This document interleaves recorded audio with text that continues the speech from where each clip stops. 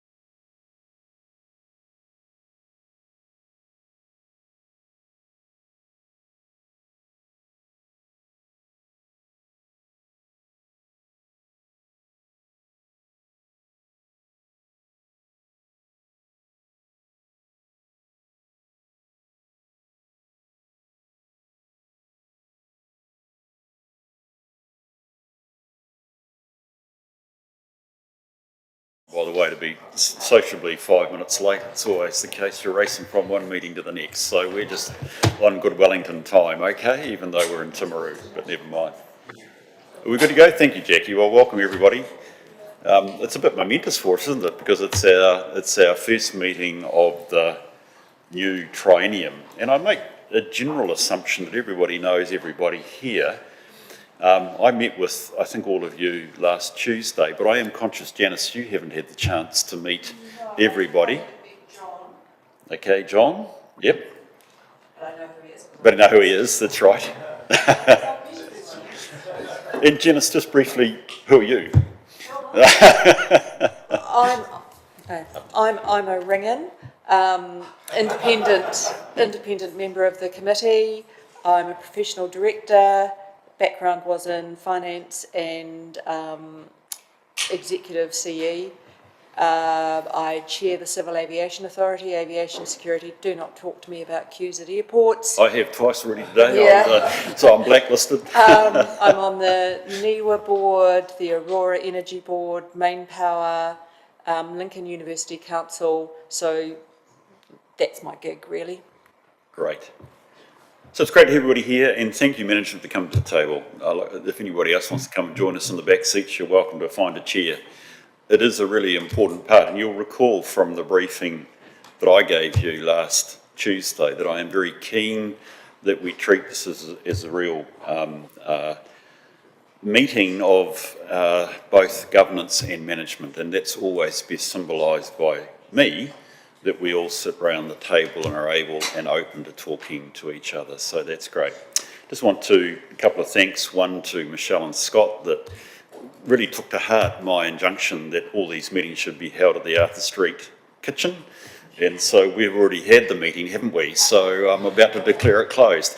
I just want to acknowledge that I made an offer to catch up with me if there are any matters, and I'm just grateful you guys did. I think we had a really useful conversation. You'll hear lots of it, I think, in the course of this meeting. So it wasn't a pre-meeting. It was just a chance to understand more about how the committee works. So look, an open offer to you folk, particularly as the new members, that as we go through the work, if there's something in terms of why are we doing this, you're welcome to raise your questions, and I encourage you to do that as we develop our ability as a team through the course of it. The one other acknowledgement is, B. Just in our introductions, Mr. Chair, Andrea Rankin, who's our financial controller, may not be known to everyone. Sorry, Andrea, yes. Joining us, and Roo Hattinger, I think, is known to most. Yes, I met Roo last meeting, Andrea, so that's great. And Andrea, great to have you here as well. Welcome, and please participate fully. The other acknowledgement I just wanted to make was Azura. Now, I think it's fair I can say that I know you're going, which is, well, it's encouraging for you. I understand it's closer to family, but for us it's a great loss. I remember I heard your name before I even met you when at a short stage a good old colleague Dave Foster was in here helping, and he said that young lady Azura is superb. And I think everything you've done since then has been tremendous for us in raising our standard, and indeed enabling us to know that, for instance, we've got a draft report to annual report, there's a Freudian slip, Stephen, a draft annual report to deal with today, which is tremendous. So thank you for your hard work. I know you'll be more than missed by your colleagues and certainly by this committee. So all the best wishes. I'm glad to hear it's still in local government. I think that's correct. Western Bay have plenty. They're very lucky to have you. So all the best as you go through the change. Right, if we just come to the agenda, please. I think we've got a full list here, but can I just check, are there any apologies? Are people able to stay the course of the day? You might want to ask me how long is the day going to be. It's a reasonably full agenda. I think I said to Janice it's 2 o'clock. I suspect that means it might be 3. Can people stay, or do you have any apologies? I just need something at 2:30. So 2:30 would be a good time to finish, wouldn't it, Nigel? Okay, so you can be my sergeant at arms and throw bricks at me if we're struggling with that time. That means, by the way, that I think we have an early lunch at 11:30, so I'd like to suggest that we go straight through it to 11:30 and then have a decent break, rather than have a sort of a too soon a break for morning tea. Rightio. So with the agenda, obviously, as you realise, we've got our colleagues from the Office of the Auditor General and Audit New Zealand, and for their timing, I'd like us to meet with them now. It deals with matters that are already within our PX agenda, so I am going to move from the chair that we move into PX for this item to be able to hear from the OAG and Audit New Zealand. Do I have a seconder? Thank you, Nigel. Any discussion on the motion? I'll put the motion. All those in favour, please say aye. Those against? It's carried. Right, are we just...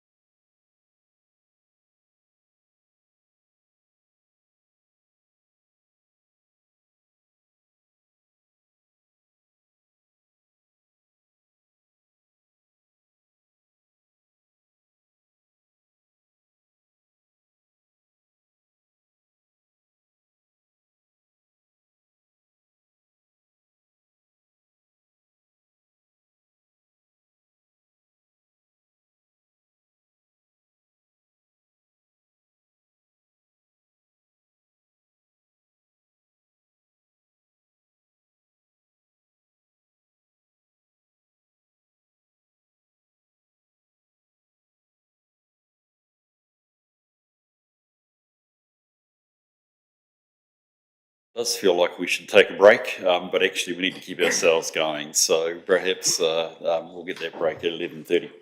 So we're back onto the published agenda as we see it, and I propose that we follow through it. So I haven't been informed of any urgent business. I guess perhaps in some sense we've dealt with it, but we'd always planned to try and get the OAG and Audit New Zealand here, which is fine, and I've got no matters of a minor nature. Declarations of conflict of interest, any matters that people need to raise about it? Thank you, Michelle. Thank you, Mr. Chair. I just have a conflict with one of the items included in the public excluded that relates to Rangitata South being a shareholder and my husband being a director. Thank you. Let's deal with exactly how we deal with that going forward when we get into PX. Thank you for that. And if you could just record the fact that Michelle's recorded her interest. Peter. Yes, thank you. There's a couple of matters that directly pertain to Timaru District Council that are associated with the ECAN, and the overview of them as the regulator, and so on those matters I'll stand aside from the table. That's particularly under, again, our PX items, isn't it? Thank you, Peter. Good. Okay, well, again, we'll just check where we're at. Rangitata South Limited, shareholder, and husband as a director. I think I've got that right. Michelle, thank you. Appreciate that. I understand you haven't done your declarations yet, so I'm very grateful that you've been up front. That's good. Any other matters of interest that we need to know? Okay, so look, I'll just resolve from the chair that we note those interests. Do I have a seconder, please? Thank you, Nigel. I'll put all those in favour, please say aye. Those against? It's carried. Thank you. Right, can we move to item 5.1? Jason, we're in your hands, buddy. Thank you. So this is the public action points. So this is reporting back on matters that were previously raised during previous Audit and Risk Committee meetings, and this is our report back. Through you, Mr. Chair, I'll just go through them in detail. So governance policies, elected members' conflict of interest was raised at the October meeting. Since that point in time, we have updated a number of policies at the inaugural council meeting. The external government appointments policy, governance REM policy, and the code of conduct and standing orders. We are still working on the interest register being made available publicly, so that is one thing in that area which is still outstanding. So happy to move on to the next one. Just keep going. Yeah, operational risks. There's a few times in this meeting, and I don't want to talk about resourcing, but I guess if we just have that discussion up front. But you might have to deal with it. I don't want to blame things on resourcing. So we've had some resourcing challenges throughout the organisation, and risk is one of the areas which we're making some progress on. And so two of these recommendations relate to operational risks and also strategic risks. We've got a way forward, and we've got a separate report on risk that will talk to some of those things. In terms of credit rating, that's ongoing and will be ready for the next meeting. Sensitive expenditure and conflicts of interest are both on this agenda. So we had a good session with the OAG on Tuesday where they talked to both of these, and so it's really good timing that we've actually got both of these policies on the agenda, so we're looking forward to some discussion around that. There was a action around comply with in terms of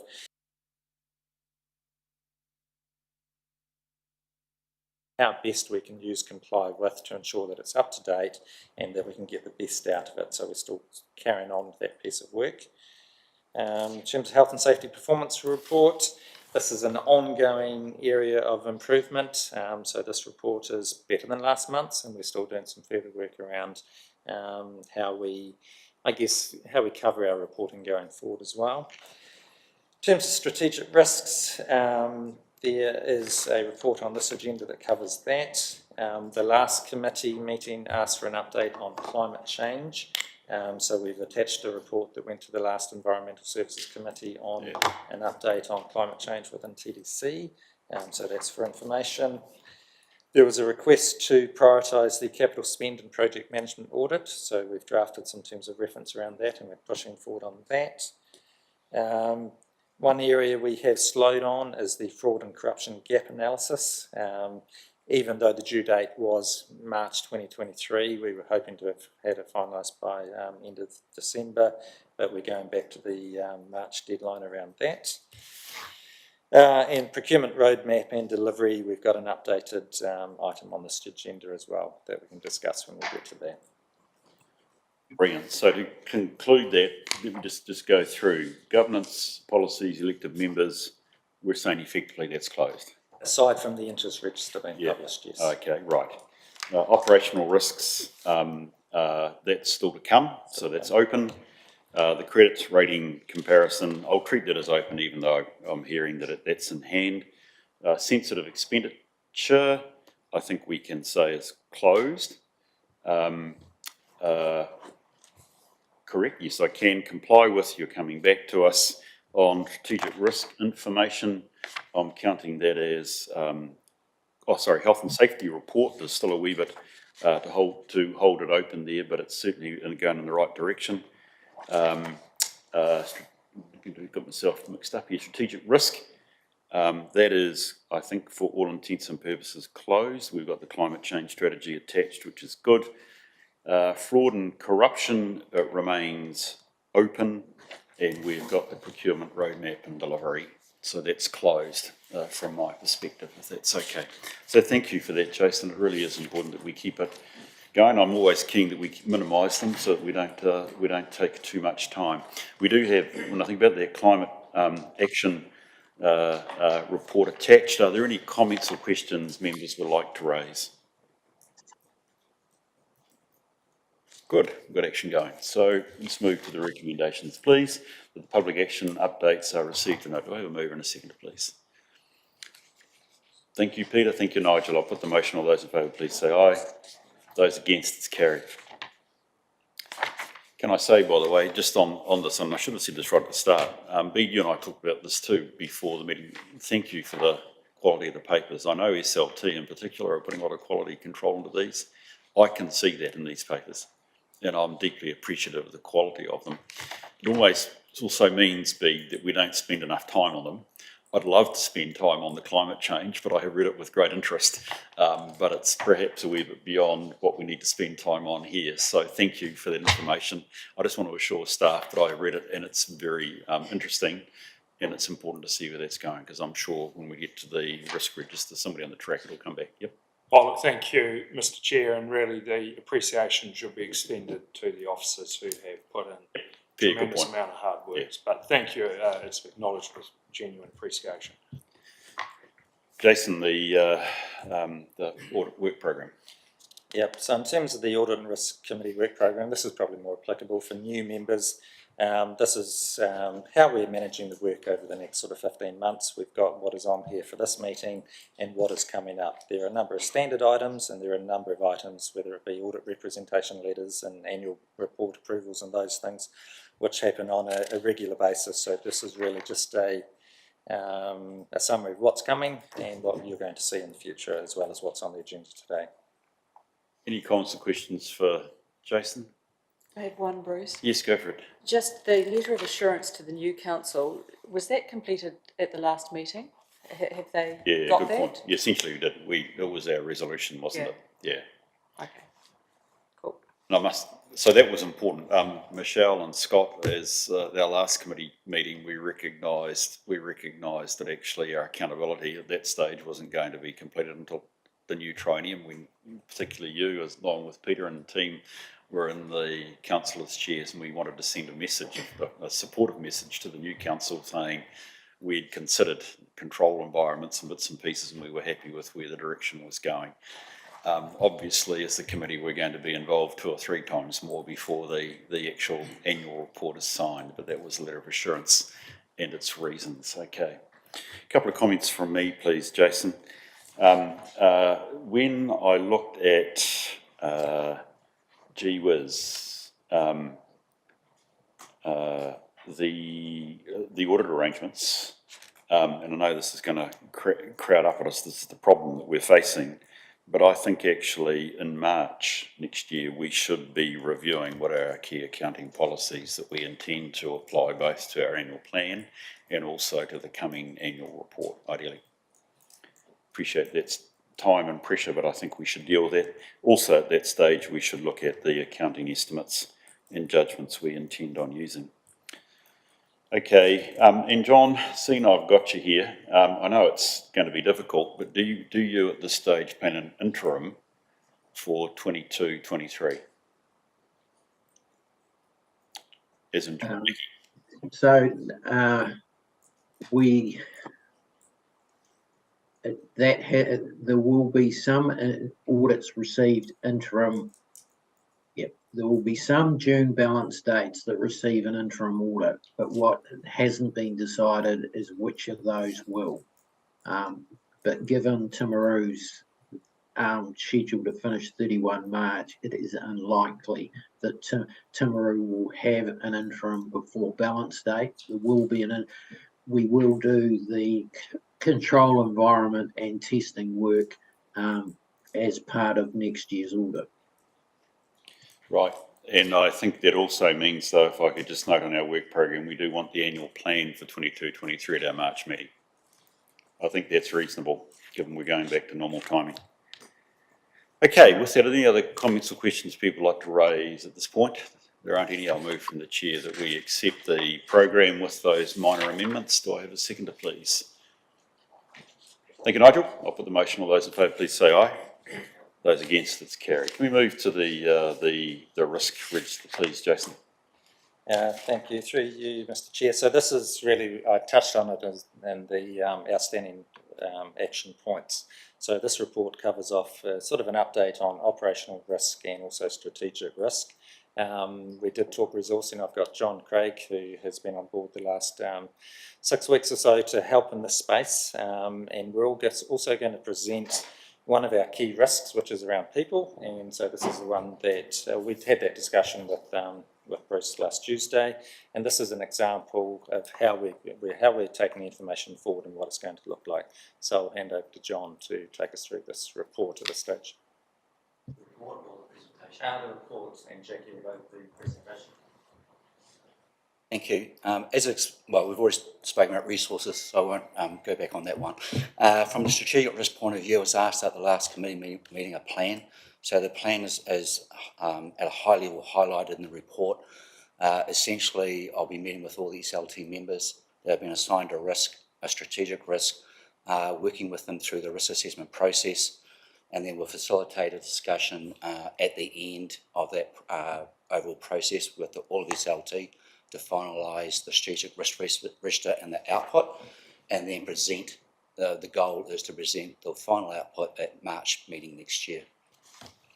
That's going to be the same process for the operational risks, as meeting with each of the business unit managers and working through the same process of facilitating all the workshops so we get consistency right across the Timaru District Council of how we apply the risk assessment process overall. A key highlight to this is that we have, what's the word I'll use, we've put more rigour into the risk assessment process that's not been experienced before, in the sense that we will be able to show an auditable trail of how we arrived at a decision, going from inherent to residual risk, but as well as be able to show the mechanism for the process of whether a mitigation is effective or not. The two key points that my experience in the past that audit and risk committees ask myself is, how do you go from one to the other, and how do we know that our mitigations are effective? And with that, the overall output of how you present it back to this committee.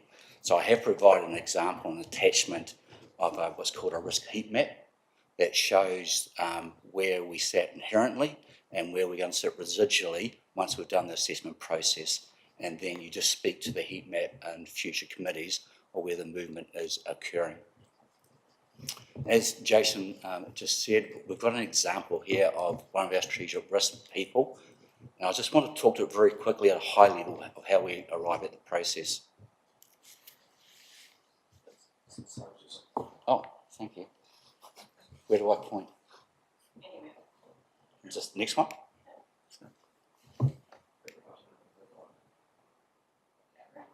I got it working last week, John. Sorry? And I'm a technical Dumbo.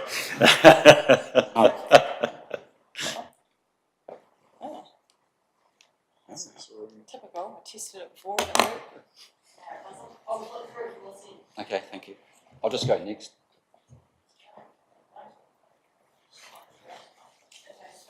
Yes, it is, thank you. So just like every risk register that you'll see throughout New Zealand, you have a risk descriptor, a source and a cause, and an impact. So basically for the strategic risk of people, the risk descriptor is inability to attract and retain a skilled and competent workforce. With that, you'll look at what possibly caused that and what would be the impact onto the council overall. Next. So then the next stage is undertake an inherent risk assessment, and we work up consequent likelihood and the final risk rating. But how do we decide this? This is where the new process is kicked in for the council. Next, please. So there's quite a bit of information here, and basically from an inherent point of view, we refer back to our consequence matrix and the descriptors that sit under each of those headers. And we work through it collectively, facilitate a workshop of deciding where the impact would be most high with each of those consequence categories and what's the likelihood. Now, behind those consequence categories, there are quite clear descriptors going from severe down to insignificant. And it's a joint decision as to where it actually falls with no mitigations in place for this particular risk. And then we look at the likelihood against those descriptors, and that's what determines the severe and almost certain score that you saw previously, which would rate as very high. Next, please. We then look at the mitigations or treatments for that particular risk to either ensure the risk does not materialise, or if it does, it has a minimal impact on the organisation. Now, the way that it works is this is the effectiveness test. We ask the question, has the mitigation been developed? Has it been implemented? And then start off this maturity journey of risk management. So it's a bit of I call it a subjective gut call with those in the workshop saying, how well do we believe this mitigation is effective? At rates between 0 and 100. Now, please, this is just an example. This is a working example of what we're using for the assessment process. So you either say, is it developed, yes or no, implemented, yes or no. Now, the rule is, if it's either not developed or not implemented, it'll always score 0. It's not yet effective because it hasn't been implemented into the business.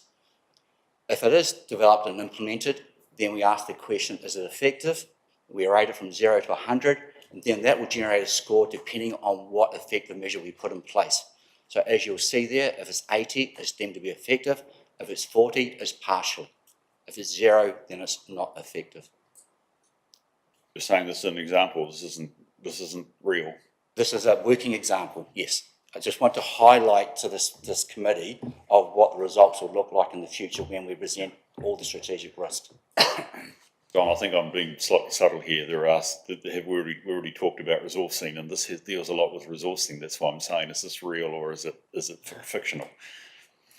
That the risk is real to the organisation. That was identified in a workshop in August this year, as are the mitigations, and we're still working through the process of the assessment process itself. I'll come back to that beat when we have a chat with you and PX, please, if that's okay. Thank you. Thanks, John. And then, next slide, please.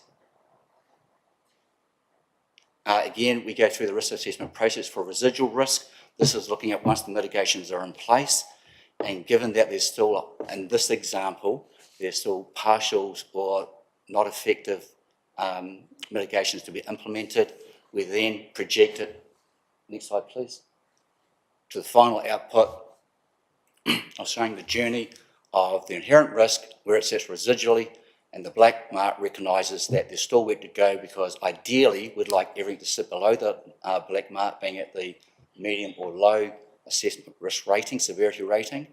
And this, what this highlights is that there's still improvement in this place and in this place for the mitigations, and that's what we'll work towards over the year. And we'll report it back to the committee on the progress of those mitigations moving forward.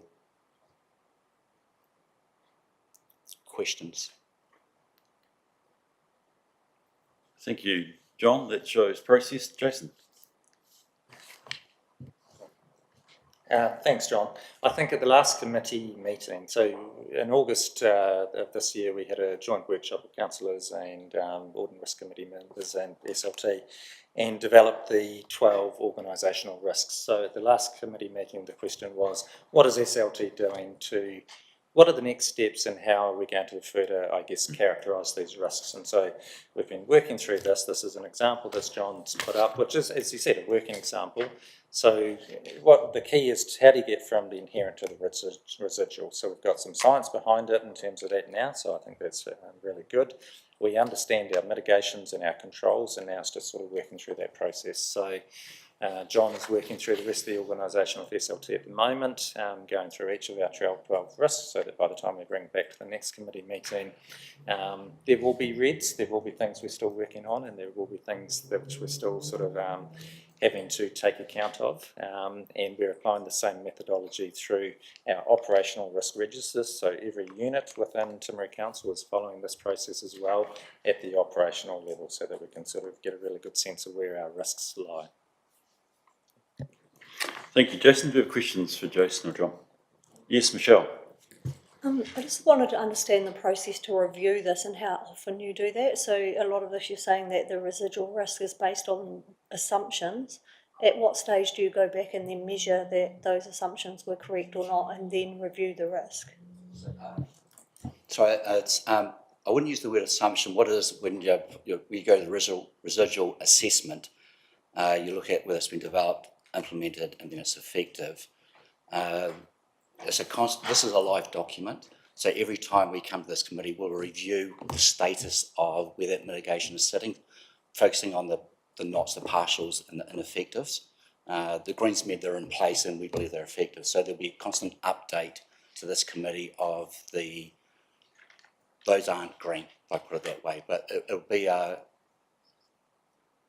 ideally what will happen is that 5 to 6 weeks out, we'll review all the risks out from the strategic risk and reevaluate where they now are currently sitting in their progress of becoming effective, and report that back to this committee. You happy with that, Michelle? I'd actually think, John, I want to go back to your point, Michelle, that somewhere in the track as we deal with this, we try to look at the indicators, hopefully the lead indicators as to whether the risk, which way the risk is trending.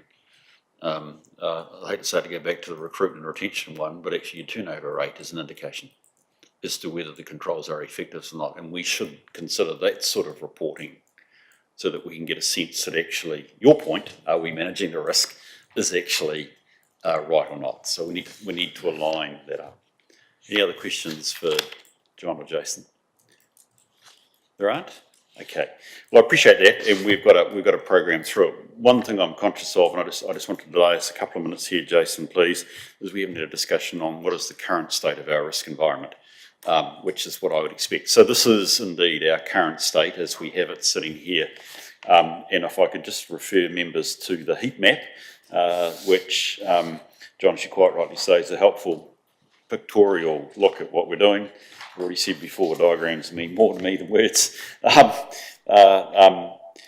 Can I just check? We've got 10 risks there. We agreed 12 with Andrew. I think you've tried to make these a wee bit more efficient, have you? And you've joined a couple together. Yes, right? that's yes. Okay, we might want to come back to that. I'm not certain I quite agree with how you've joined them, but it's not a big drama at this stage. Second little pointy question, what is the hidden black dot or blue dot there that I can't quite work out the hieroglyphics on? What is our residual risk which is still in the red? Oh, the one sitting behind. Yeah, you got it, man. Sorry, I need to put my reading glasses on. Good on you. In this working example, it is actually, it'll be I6. It's compliance and liability. Compliance and liability. So just explain that to me. So what are we high risk, or what are we red, very high risk on? Compliance and liability meaning what? So this is to do with meeting all our compliance requirements within TDC. So we're talking about things like our red roofs, landfill. We're talking about the operation of our sewage plants, quality of water, those sorts of things. Somebody's pointing. Can somebody help me, please? Janice has just very It's- kindly pulled it. Yeah. Yeah, it's legislation reform actually, because 6 is down in unlikely minor, down in the bottom left. So that hidden one is it's Number R1. 4. Number Yeah. 4, legislative reform. Yeah. Okay. Number 1. Okay. Cool. Thank you. Okay. By the way, a small point. Probably better in A3 if we're going to have it like this, because it's very hard to see if that's okay. Right. I just want to check with members. This is showing us. I mean, I think you're saying it's a working example, but it is what we've got at the moment, and it's reflecting our general risk environment and profile. Is there any comments folk would like to make? None. 0. Okay, rightio. I actually think, Jason, that we probably as a group have a wee bit of unfinished business from Andrew's workshop. It's probably all heading to March, which feels like a really challenging time given we've got the annual report. So we'll have to be quite careful whether we have time or not. But I think we need to follow up. And I think for the benefit of our new members, the work, John, which sounds great that you're doing, we need to be working through understanding why they are where they are and whether we're happy. I mean, I'd like to quarterly know what is the trend on these risks. Going back to your point, Michelle, my experience elsewhere around the country is all these risks are tightening on us. And no criticism here, because I appreciate we're in a process here, Jason, but I'd be very keen that we actually nail that sort of short form, quick reporting on a quarterly basis so we can have a risk discussion rather than just what our process is. Okay, that's not a criticism of this paper. We've got to get there, but for me it raises lots of questions about the direction of travel on those risks, etc. So that's what I would be keen that we do next time. So thanks there, John. Nice to meet you. And secondly, thank you for your work. It is critical. It's critical to this committee.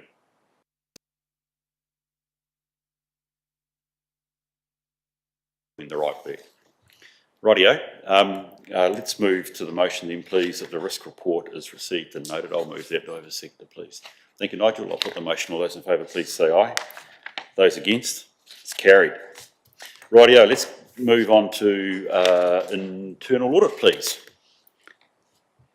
Thank you, Mr. Chair. So this is a report, an update, I guess, on our progress towards the internal audit plan that we've highlighted for this year.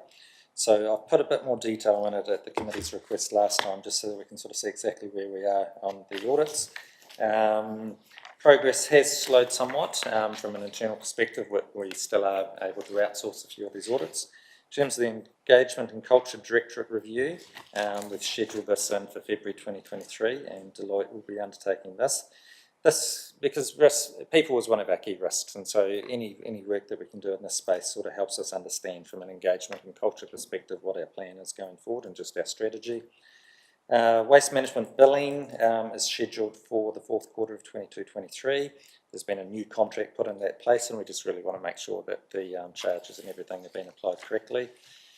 The capital spend project management was requested by the committee to start progressing a bit quicker.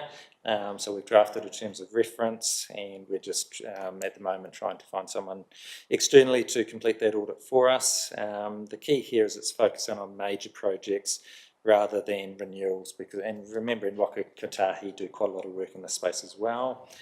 We've got an operational spend report scheduled for fourth quarter 22-23. Sensitive expenditure audit, the fieldwork's been completed. I've got a draft report, it just wasn't ready in time to come to the committee, so that'll come to the committee next meeting. Asset management is scheduled. Forestry is currently underway. This has been completed by Andrew at Opportune Consulting. I'm just waiting for a sort of, I guess, a first draft report on that.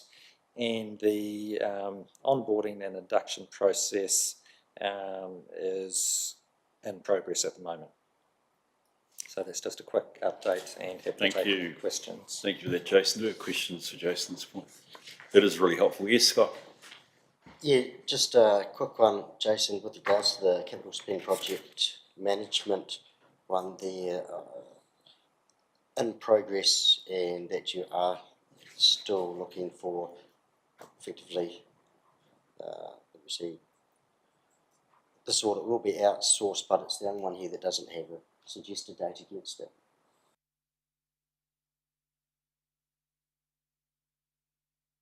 Audit process, we draft the terms of reference first. We make sure exactly what are the things we're trying to focus on and where the key areas of improvement we could find. And because I haven't locked in an external, it's the same issue that Audit New Zealand face. The professional firms who do these audits for us are equally as busy, so it's just trying to get them to lock in a date for us at this stage. And so I don't have a date at this stage. The system's groaning, Scotty. The system is groaning. Okay, rightio. Any other thoughts? One from me, Jason, and I'm happy that this be at some appropriate stage. We have really the internal audit program here. I'm just wondering, annually it would be good for the committee to approve an internal audit program, and I'm just wondering when you think that might be scheduled. Next meeting. Okay, we've got a 2-day meeting by the sounds of it. Janice? And that will show the program for the forthcoming year, but indicative over the out 3 years.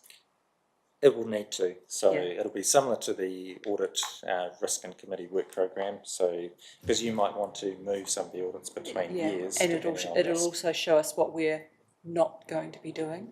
It may well do. Yeah, that Sorry, would be will good. do. Yeah. Okay, look, I'm sorry to be painful and give you more work, but that actually is really important. And offline, I'd just like to talk whether we have an internal audit charter, but that's not here at the moment. I think we should have one, but we'll worry about that later on, Jason. So let's not get too upset over that. Rightio, if there's anything else people would like to raise? It's all good work. Thank you for that and appreciate the accountability for the timing. That's really superb. Do I have a move and second for the motion? Thank you, Nigel. Thank you, Peter. The internal audit report plan update is received and noted. All those in favour, please say aye. Those against? It's carried. Thank you very much.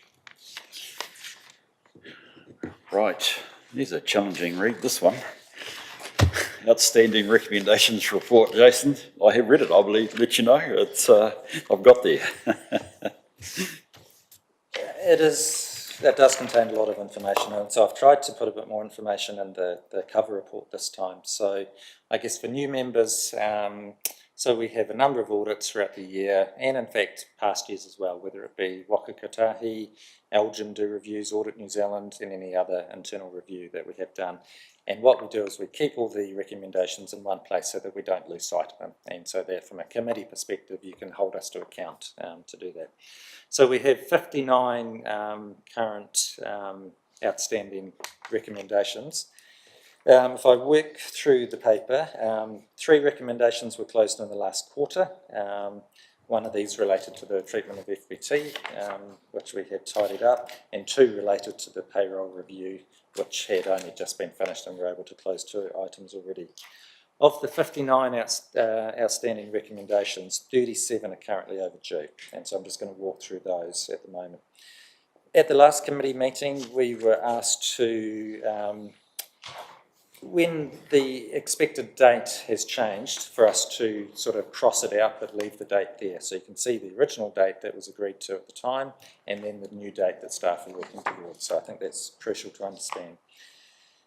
24 overdue recommendations relate to the delay of the audit by Audit New Zealand. So we've got a whole lot of recommendations that John and his team put in the last report. We're working towards them. We've closed a lot of them, but as part of the annual report audit, Audit New Zealand review those, and at that point we can close them out. So the majority of those we were hoping to have finished by December, when the audit would have been finished. 8 overdue recommendations relate to the fraud and corruption gap analysis. Again, we were intending to have these completed by the end of December, but we've moved that out through resourcing until the end of March.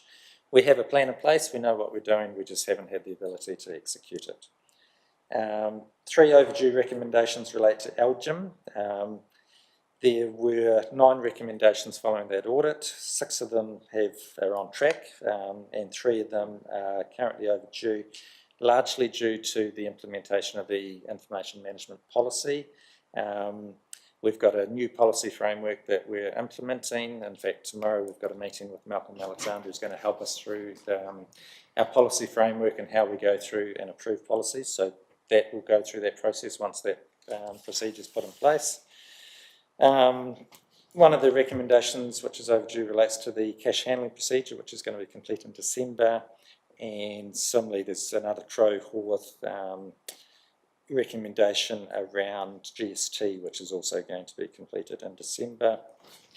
At the last committee meeting, we presented 3 finished audits: the payroll review, the fraud and corruption gap analysis, and the rates control review. All those recommendations are now in this report. And that's it for now, but happy to take any of the detailed questions, which I'm sure the committee will have. I just had one comment.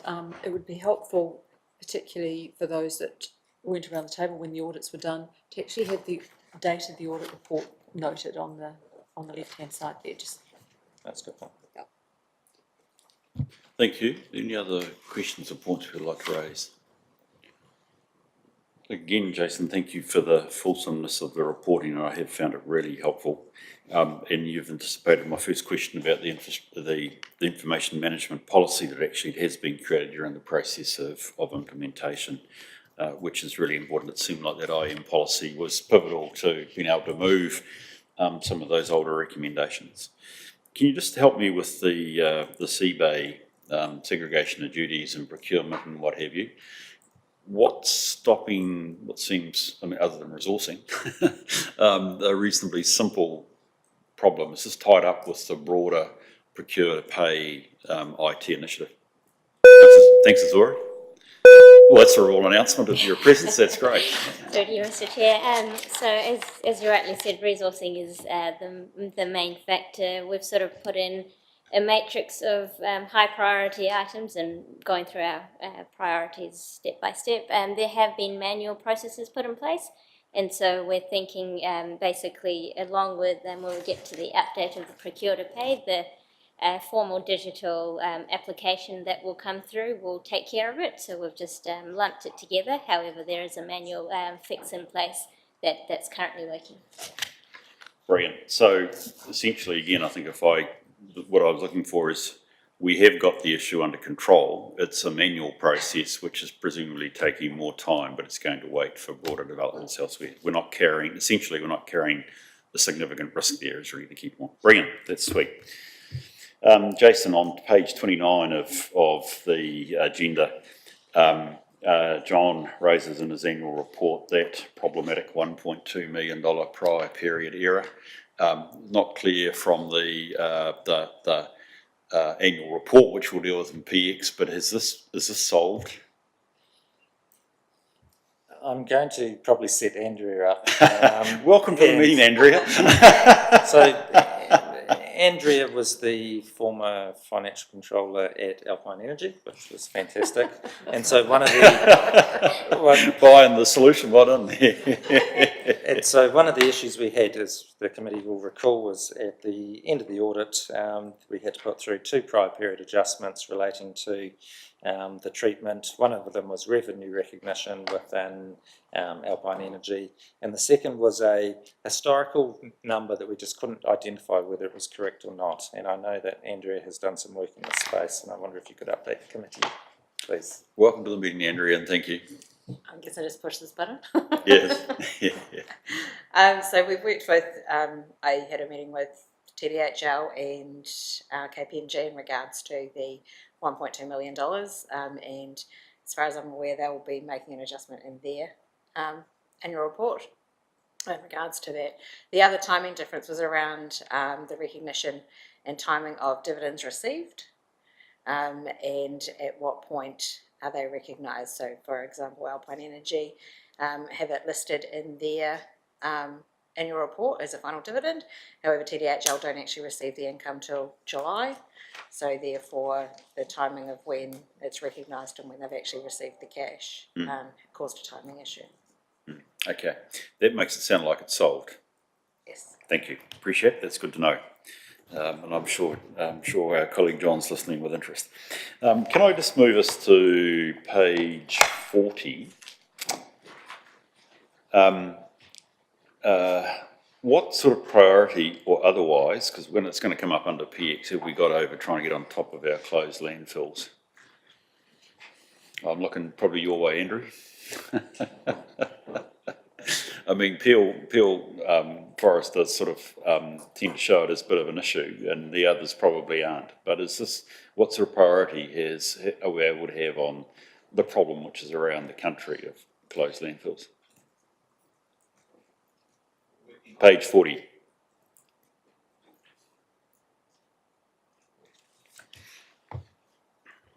This is, Andrew, this is around the provisioning. So we've got the 36 landfills.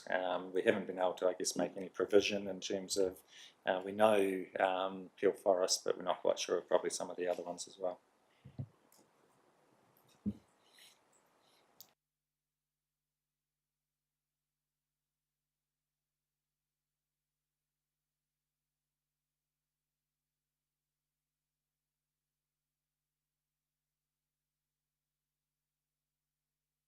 There's a lot of lobbying going on in the background for that to financially assist us. It is liability. So I'll exclude Peel Forest, but at this stage, there's no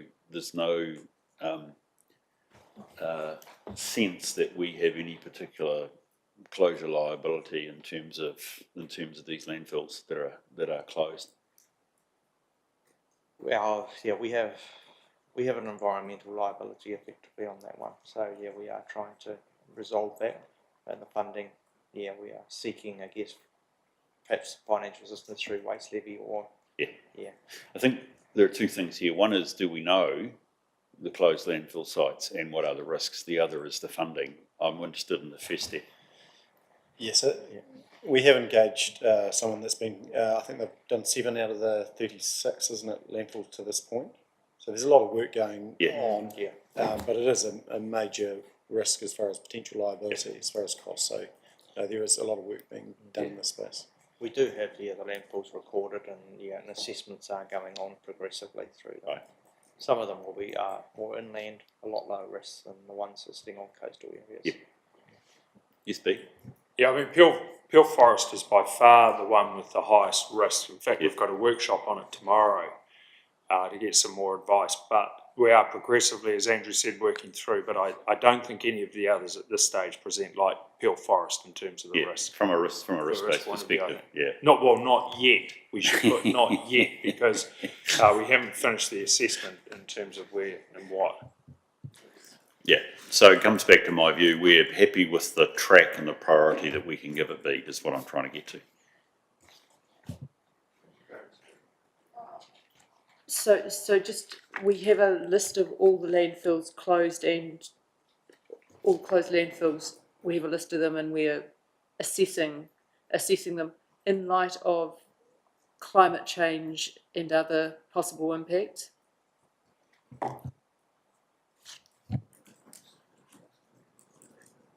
In other words, as our risk assessment, that is what you're saying. That is correct. Yeah, we are assessing them. Yeah, for looking at the climate change side of things. Particularly future risks with sea level, inundation, coastal erosion, that sort of thing. Flooding. Yeah. We are also, of course, investigating for any potential leachate or gas as well. We 37, is it, Andrew? About 37, so we have a list of 37. I mean, there may be more, but they would be the main ones, and we're gradually working our way through to assess them for all of the risk of whether it be more wet intensive weather events, eroding the banks where they might be, or something. It makes me nervous. It makes me nervous when 37, there may be more. It makes me nervous that we don't know. So I'll make a comment on that. It's interesting you say that, and at least we know that those 37, because up the road in Ashburton they don't have any. It's like, well, come on. I think you've probably got a lot. So the fact that we are, proactively working on it, and we do recognise this is a real risk, and obviously we've got the one that's on the bank of the Rangitata, which could be a Fox River any day if it's not managed correctly. But the team are working, and it's something that as far as a mayor, this is probably the risk that I have as far as Timaru being in the front page of the newspaper for all the wrong reasons. So I'm sort of very focused on this. You're my key controller. You're too right. It's not one I want to front. Okay, good. Look, I thank you for that, Andrew. I'm sorry if I.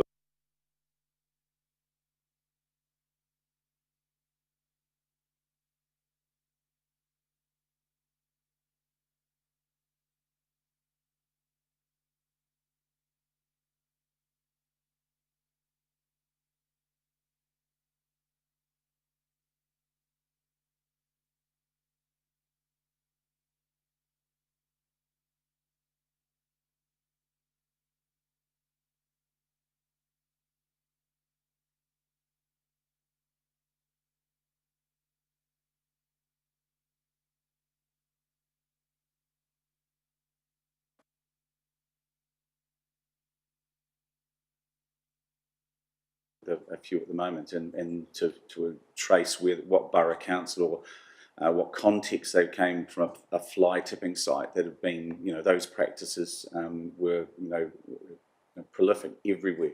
And so that, it is very, very hard to know and understand in terms of a real context for how many there are, but obviously these ones are specific. They're traceable, and there's a matrix for understanding them. Thank you. Okay, it's an outstanding recommendation. We'll keep our eye on it as we go through. Can you just characterise for me, please, Jason, the number of Deloitte's rate control reviews? I was trying to make a sort of sense as I went down them, where we're at with them. Bearing in mind that they're recent, I think they're recent recommendations, aren't they? We received the report about 9 weeks ago and took it to the Audit and Risk Committee at that point. Appreciate that. So there's a lot of work being done in that space. Azura, is it possible if you can respond to sort of an update overall of how we're going? Sure. So some of these, we are working with Authority, our Civica provider. They have come back to us with a few, but not all. So it is very much a resourcing access to them. A number of them we have already completed, and I think the rates team are quite comfortable with the progress on those. And then there are a few that we pushed out to next Audit and Risk just due to prioritisation again. Look, I will be interested to see how that goes. I'm conscious that we're we're about to do the annual plan, obviously, but there's a new financial year steaming away in about 6 months' time, and it would be good to know that any of the really strong, they're all good, strong points, control points, we've had a chance to fix. So would I be right to assume that you're hoping to have these completed by essentially 1 July next year when we enter the new rating year? Yes, absolutely. So just on the control points, it is, the biggest one is probably just the rates modelling, and that's already underway. It's completed. It's just that it was on a shared drive as opposed to password protected, just for clarity and context of that. Saw that. Thank you. Okay, and look, one other one, and it comes back to resourcing constraints, Jason, and it's at the bottom of page 47, which is the fraud and corruption gap analysis. I don't get a sense that fraud risk is necessarily significant for us here in Timaru. It generally isn't around local authorities, although you're only as good as yesterday. I'm keen that we see something like this through. It's an analysis, it's about gaps, it's not actually about anything else. So anything that gets us towards getting that done, I know we say March next year, that's going to be busy March. I'd be keen to see that we can actually do that, just so that what is a risk that will always be with us in the background has a level of focus from the committee. So I appreciate the work you do there. And any impetus you can give it, that would be great. Mr Chair, Look, I would echo your sentiments that while we don't think it's a risk per se,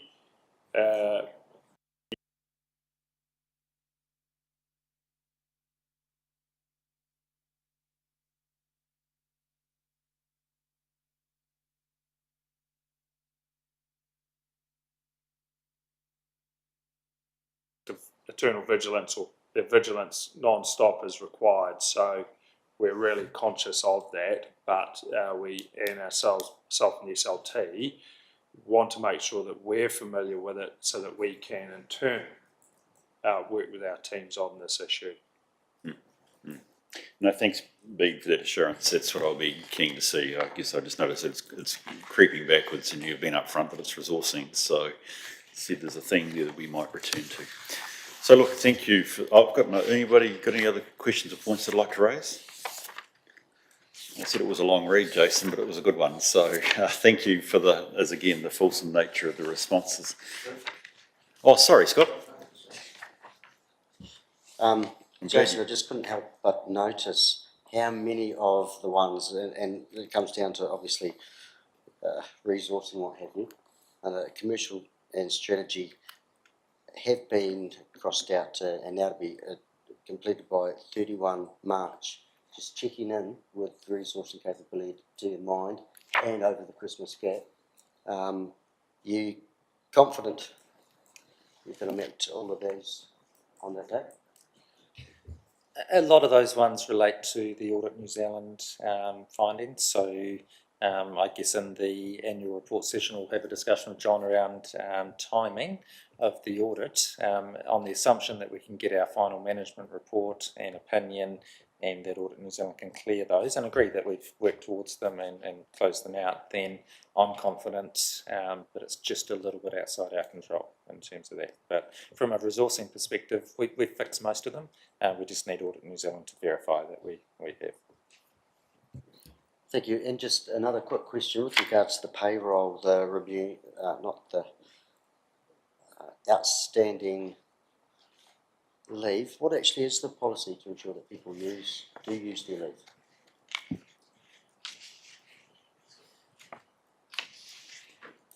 Oh, Eric, we're going to make you talk. Great. Oh, there we go. We try to get people to use the leave that they're entitled for the year, within that year.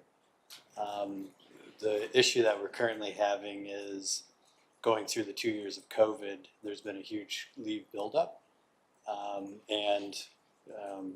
The added pressure now of some key roles being missing is putting pressure on some people in taking that leave. We've spent a lot more time, and this is the report here is indicating that, of providing a bit more information to, say, SLT and managers around leave balances and working with wellness and trying to get people to feel that even though there's high levels, I guess, of pressure increasing in certain areas, that they still need to take leave. So we're trying to make that more of a culturally acceptable focus for ourselves. It is work in practice. And just trying to get people to utilize that. Some of the large leave balances, though, are also pertaining to some of the long service leave that people pick up after 10 or 15 years as well, which increases that level. But that we have seen a higher increase, and staff are holding over more than 4 weeks of leave, and that is due to this COVID period that we're seeing. But we are starting to work through it.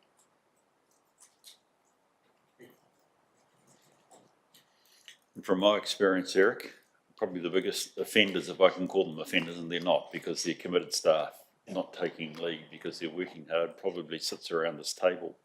It's too personal. How's our leave balances? We can ask that later in PX, but I hope SLT are taking some of their own medicine, is really what I'm trying to say here. So I'll leave it at that, and we'll see how we go. Okay.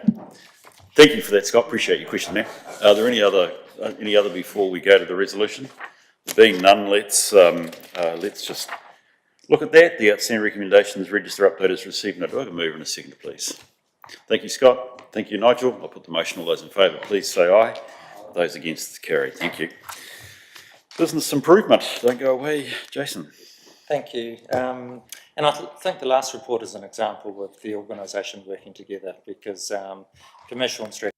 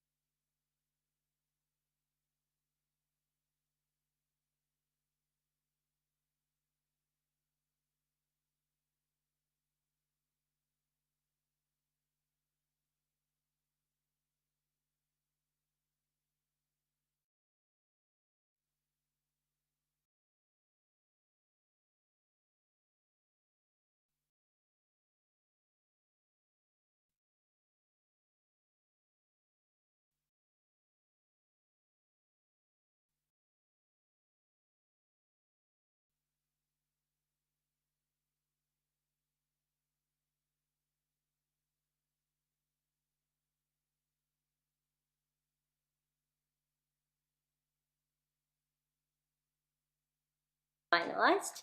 The second element to it is currently underway, and we're about to finalise the business case for stage 2. Effectively, that will bring in the automation of the procure to pay, from purchase orders to goods receipting and so on and so forth. Just pausing there before I go to the next one. In terms of the magic performance, sorry, just coming to the vendor analysis, I just wanted to pause and just take a moment to say that we are nearly finalised with the ESCA one, because it seems like between the feedback that we've had, the teams are just finalising scoring. However, in terms of mechanics, it just made more sense to go with that because of the flexibility that it has in the future of expansions into procurement, which we'll cover off a few reports later. So just pausing there before I go into magic, if there was any questions that you'd like to take from here. Yes, Janice. I don't have a question around is it Atticus? I can't remember what the name is, but anyway, No. The closeout report that's here, it's around the information that's provided, and how do you capture the actual learnings? Because I couldn't see that here, and the purpose of a closeout report is actually to say, is what we set out to achieve actually what was achieved on time, on budget? But what went well, and how do we capture that for future projects to make sure that we continually learn and improve, and what didn't go well, and why not, and what are we going to change for the future? How do we capture that? Because there's nothing here for saying, what do we need to learn from this? Sure, and that's a good point. So we do have a detailed closeout report internally, and that sort of captures what went well, what didn't. We had 2 sets of workshops, so the project management was managed by ESCA, and they did manage it all through Monday.com and things like that. So afterwards, right at the end, they did provide us very detailed next steps and things, which we, for the purpose of this report, we sort of kept it high level.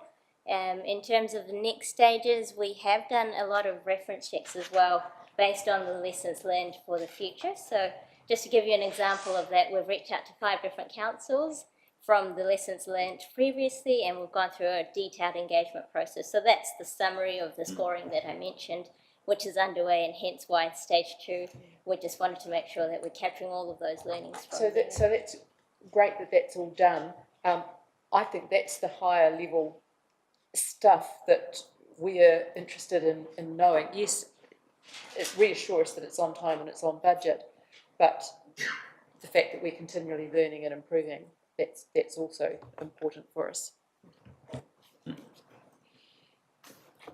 Thank you, Janice. I think that's actually a good point, and it gets very close to actually my question at this stage, or at any stage in this paper, is these are all not unnaturally IT implement or procurement and implementation issues. And I was just, I read the report status, etc., fine, and I'm taking some comfort in the same way that I think you are, Janice, that there is control over this.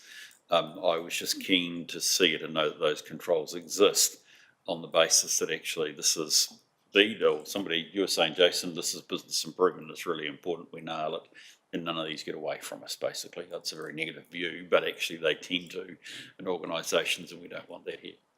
So that's great. I really think that's more a comment from me than a question. Carry on, Azura. Thank you. So the next one is on Magic Performance. So basically this, as we talked about last time, is a budgeting and forecasting software, and it's also to improve our reporting within internally as well as externally. This report just highlights the broken down stages that the team have been working through. As you can see, stage 1 is all around the configuration and setup. We've got some really good timelines in there, and I say good because I'm very pleased to say that it's actually well on track. Magic project managing that side of things as well, and internally led by our business improvement team. Effectively, what we are looking at is stage 2 and up to stage 5 will be in the next year, and the rollout to the business will be once the configuration is completed.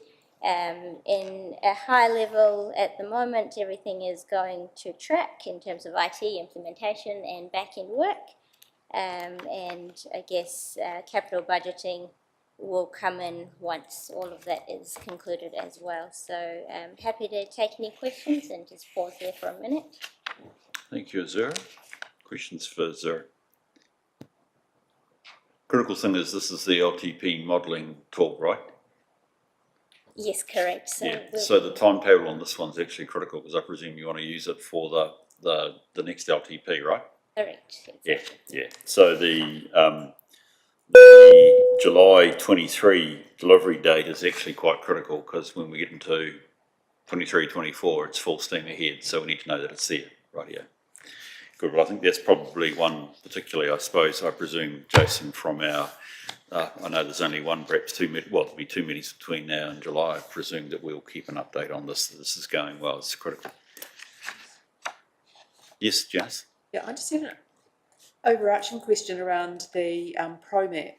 Now, it says here that there's 400 and something processes that we've mapped. How many have we, are those all of them, or are they the most significant? How are we going as a overall? Yes, that 407 is all of them that's currently in the system. Every process, so every at least process. we've started to touch every process. That's right, yeah. Cool. Amazing piece of work, actually. It's a fair bit, I'd say, Sam. Well done. Look, just one thing. I just want to round out, perhaps I haven't dealt with it that well. Janice, are you expecting, would you like to see at this committee some more indication of what other lessons learned? If we get in closeout reports, the main thing for me is on time, on budget, just tell me yes, yes. The outputs that we said we were going to want to achieve, that they're achieved, and then what did we learn? But more importantly, that you're capturing those internally. I don't need to know them. Yeah. Look, it's something like that. I mean, look, my eye, Azura, was automatically attracted to the closeout report, which said benefits realisation completed. And I thought, good. I hope there were benefits that were realised. If the benefit realisation report says we didn't get any benefits, I would be concerned. But I'm making the assumption that actually we did receive the benefits. Because ideally, the template for the closeout report would refer back to the templates for the business cases, where it does talk about the benefits in the business case, and they'd be referenced directly in the closeout report, going, yes, these were realised, or the percentage realised, or they weren't because. Just aligning everything. Yeah. You can see we're just nosy governors here, Azura. So noted. And I guess we tried to summarise it all in a little graph in terms of here's a high level. However, yeah. So just going back to that point, and I think you might be of interest, as one item was deemed out of scope, and therefore obviously that was and you're probably wondering what was that item. So noted that we don't have the details. In a summary though, 19 items of that, there was only one that's actually been declared as out of scope. Brilliant. Thank you very much, Azura. Well, I would presume, Janice, that you and I would be happy to move and second that we receive and note this report. Put the motion. All those in favour, please say aye. Those against? It's carried. I know we need a break soon and it's coming, but I think we should just try and keep moving on. Procurement roadmap and delivery. Very interesting report, please. Jason and Azura. Or Sam, somebody.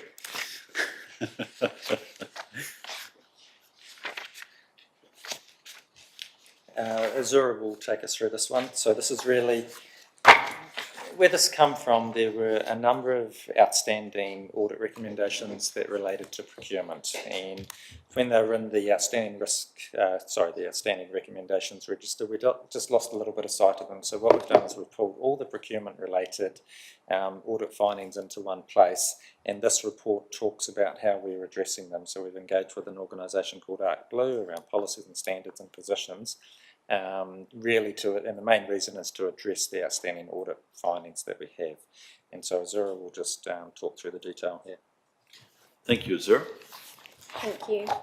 So I guess in a nutshell, going back to the detailed pages on page 64 onwards, I'll just talk through at a high level. So obviously, as Jason has mentioned, Arc Blue have been working with us from a project management perspective of this.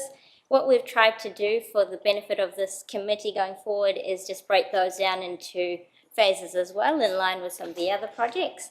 So the draft policy is now ready for review from SLT, and the phase 2 will really look at in the Q1 a number of items which we've categorised there. So there's about 7 items on page 64 there. And then going into the future, we're really reliant on the procurement lead being recruited. And so the very good news is that has now been approved with SLT. So that's going to really take some momentum in the new year. And obviously that would be quite critical for completion of these ones. I'll pause there again and just take any questions on those reports. I do just want to highlight that there is also a graphic sort of image following that on page 67, which sort of captures the quarters and the forward plan. Thank you. Thanks, Azura. No questions or comments from folk? It does all look good. Thank you for saying that, Janice. If I can just reflect that to the rest of the committee. Can I just raise a couple of points from my side, please, Azura? At the risk that I have actually seen it, do we get to see the procurement policy in standard? Have we seen that? You haven't seen it yet. I haven't. Phew, good. And I take it that the answer would be yes once SLT have had a chance to review that. Please do. Well, it's happened before, Janice, so I've got to be a bit humble here. This is really a key area, just as in fact the contract management policy is. I know they're highly operational, but it's a bit like some of the other policies you're putting in front of the committee.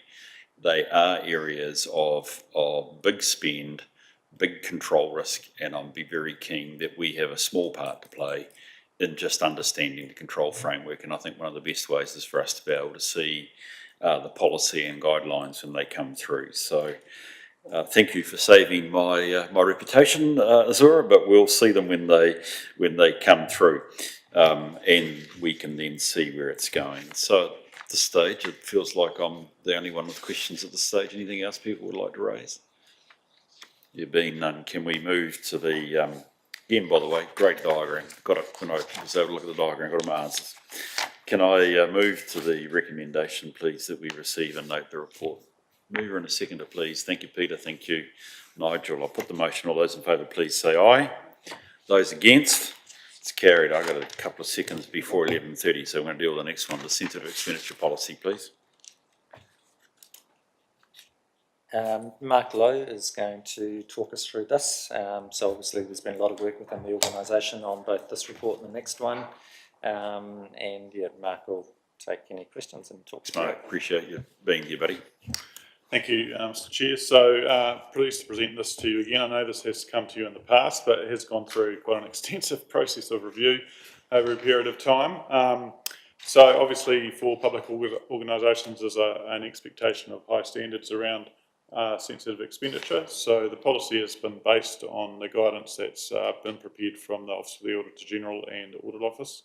and does set out those requirements and framework for managing sensitive expenditure in the organisation, obviously at an officer level.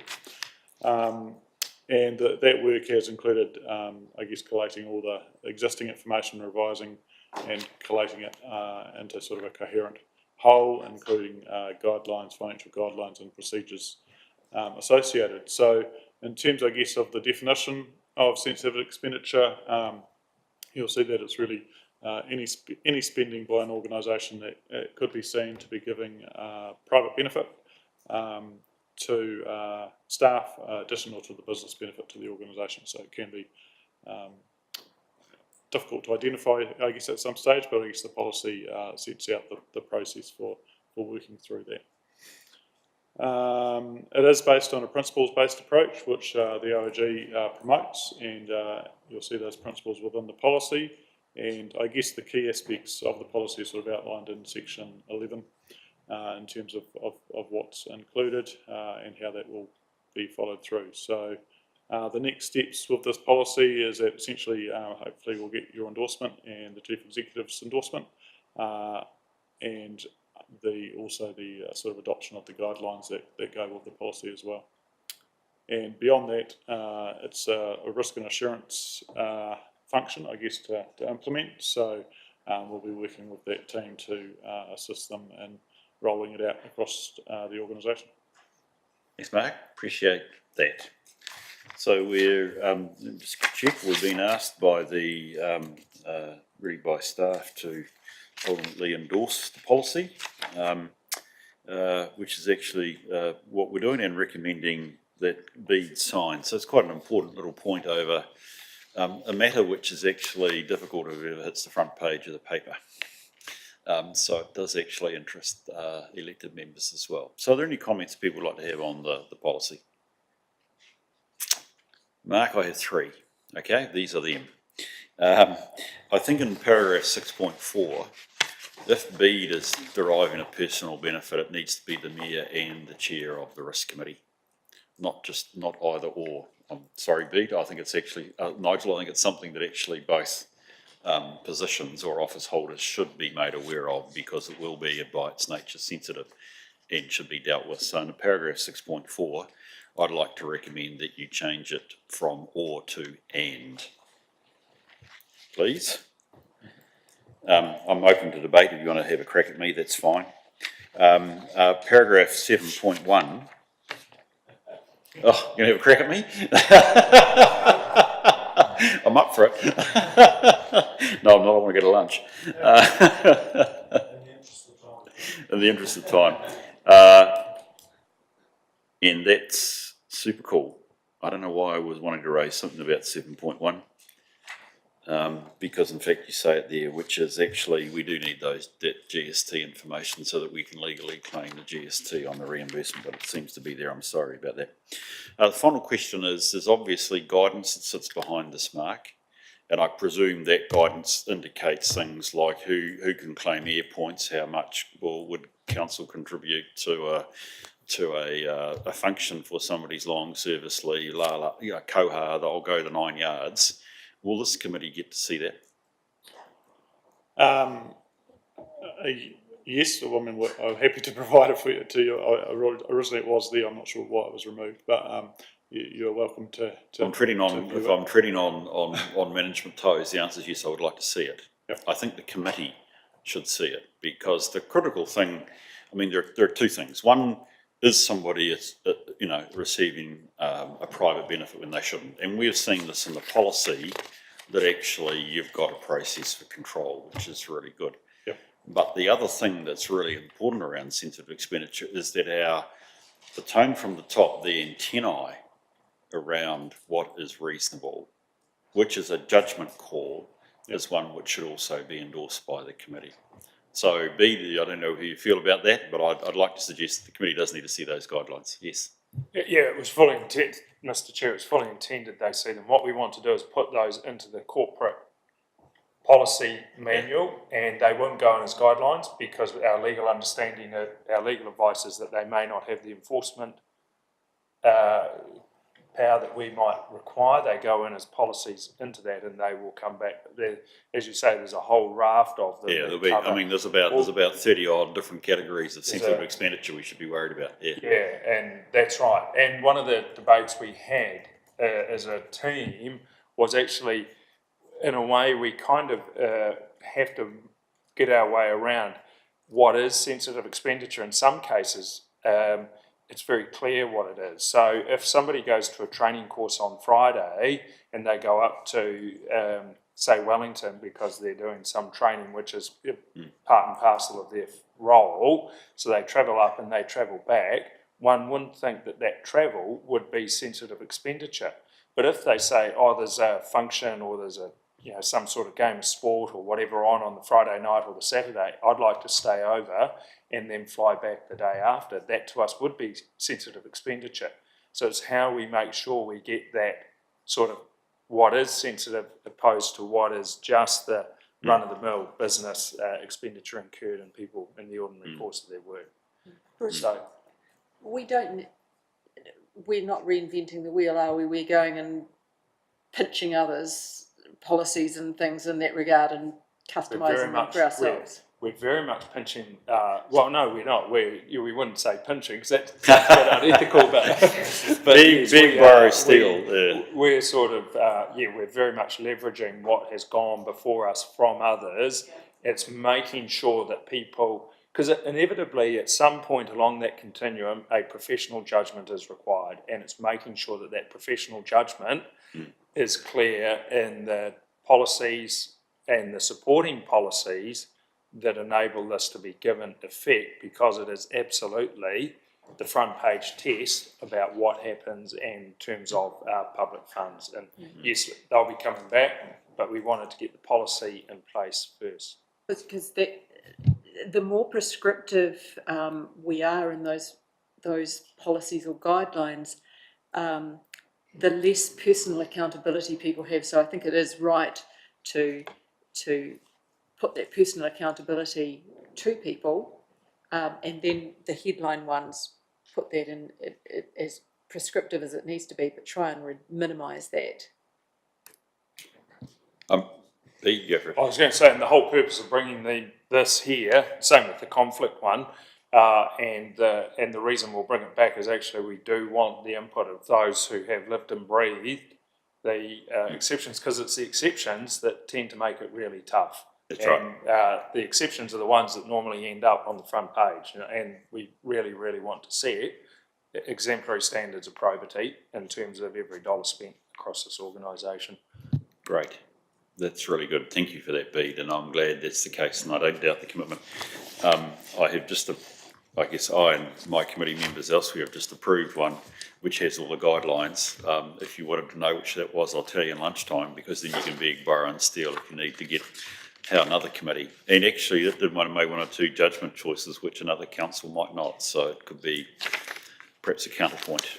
Stressing that do you have a glass of alcohol on the council with an evening meal? I'll give you as a teaser for that. Okay, can we move to the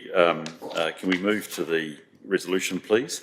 And it's important just to note this, that we endorse the sensitive expenditure policy, and we recommend Bede adopts the Timaru district policy and includes it as part of the policy register. Do we have a mover and a seconder? Sorry? Well, sorry, I'm making some assumption that you're right, we better with the resolution, with the minor amendment, endorses the sensitive expenditure policy. People, thank you, Nigel. Thank you, Peter. I'll put the motion. So the only amendment was the and, so that's in the case of a challenge around being spent. To be blunt, it's for the mayor and the chair, I should say. Yep. I'd have to check. I thought, Mr. Chair, there might have been a couple of other instances where it said, "Or do you want us to change it to and those as well?" I think there's one under the conflict of interest policy, but that was the key one. Which is a similar one. I think it might be your conflict if you have any, but I think that was the only key one that I saw in the sensitive expenditure policy. It probably is wise if there was a default position that it be and. But I think in this particular case, given that sentence is aligned to your role, it helps that there's a, dare I say, a level of can say balance between the employer and an independent looking at it. Right, so I've got a mover, Peter, and I think in a seconder in the form of Nigel with the amendment, we endorse and we recommend. All those in favour, please say aye. Those against? It's carried, right. Bruce, just before we move on, once that's actually confirmed, there was a note there that the risk and assurance manager will establish and maintain a report on sensitive expenditure to audit and risk every quarter. Is that in the work plan currently? If not, it should just be added in. Yes, yes. And this is where the internal audit plan would be interesting to see, Janice, because we're building quite a bow wave of work that the internal audit would have to do.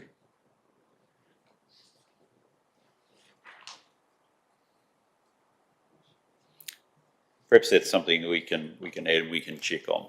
Right. I understand there might be lunch. We should really deal with conflicts of interest, but there's a conflict between my stomach and the work at hand. So I think the lunch will win out. So I'd like to suggest that I think I might just do that now. Yep. It's just after 22. How long do we take? Can we do half an hour? Do people need longer? Let's make it half an hour. Can we be back, please, at 10 past? That's okay, 10 past 12, and we'll keep moving. Thank you. Well done. Thank you for your work today.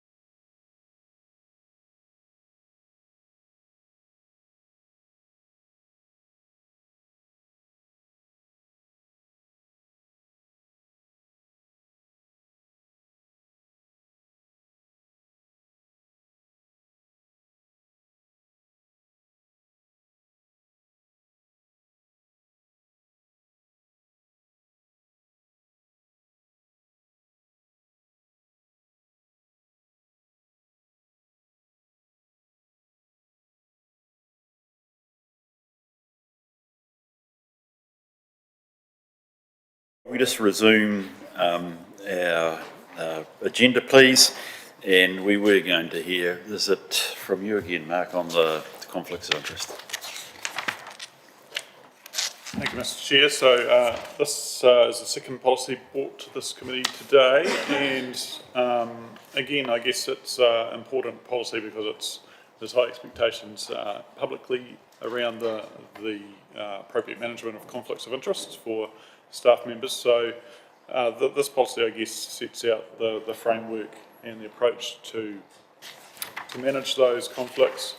Obviously, it's not wrong to have a conflict of interest, but the key is that it's managed appropriately and that the appropriate conversations go on between the people that need to have them. So again, this policy is sort of principle-based. It's based on guidance from the Office of the Auditor General and the Audit Office, and all of that information has been collated into the policy. There's got an extensive definition of what a conflict of interest is in the policy, and again, in terms of the report, it's sort of outlined the key framework and approach, sort of from section 9 onwards. And I guess the central aspect of this policy is that ongoing relationship and dialogue between employees and their managers or whoever else is involved to ensure that the appropriate approach is taken. So again, the next steps of this is confirmation of the policy, and both from yourselves and the Chief Executive, and then similar to the sensitive expenditure approach, there'll be training and roll out across the organisation through the risk insurance function. Thanks for that, Mark. Again, appreciate the work. Can I open up for questions or comments on the policy or the general approach? Yes, Janice. I liked the policy. I thought that it was fine. The only question I had was $50 seems awfully low. For a gift? Yeah. What would you have in mind? I'd have had $200. Pardon? $200. $200? Yep. Hey, she's from the big smoke. No, it's good. I'm glad you said it, Janice. Put it out there. Why not? You feel that's the right amount? Yeah. It saves, sometimes it depends on how good you are, how many gifts you get and all that sort of stuff. But if you're inundated with gifts and it's creating a huge amount of work, I'd lift the level. Yeah, yeah. Any thoughts on that, Mark? I would agree. I mean, it's a balancing act, isn't it, between the gift and I guess whatever's appropriate in the situation. But $50 these days is a pretty small amount. I don't know. Whether the Chief Executive wants to comment. Oh, well, look, thank you, because actually I was the one, I think they had 150 or 200, and I was the one that brought it down. And the reason I did that is actually we're trying really hard to say to people, we don't want any gifts at all.